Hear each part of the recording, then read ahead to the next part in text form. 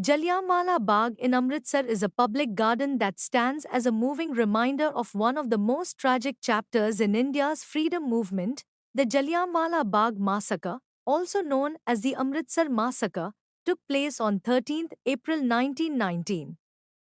A large crowd had gathered at the Jallianwala Bagh in Amritsar, Punjab, British India, during the annual Baishakhi fair to protest against the Rowlatt Act and the arrest of pro-independence activists Saruddin Kichlu and Satyapal.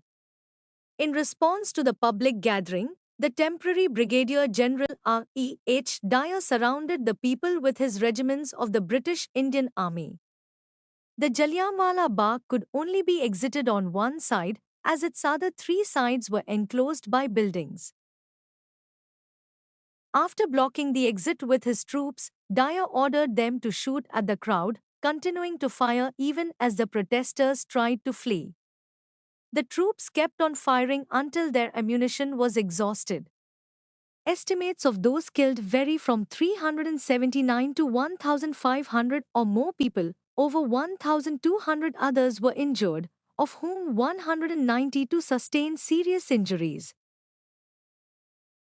Apart from the many deaths that resulted directly from the shooting, a number of people died by being crushed in the stampades at the narrow gates or by jumping into the solitary well on the compound to escape the shooting.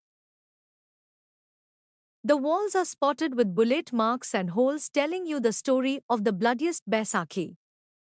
These marks serve as a grim reminder of the brutality of India's colonial past. The massacre was a turning point in India's nationalist movement.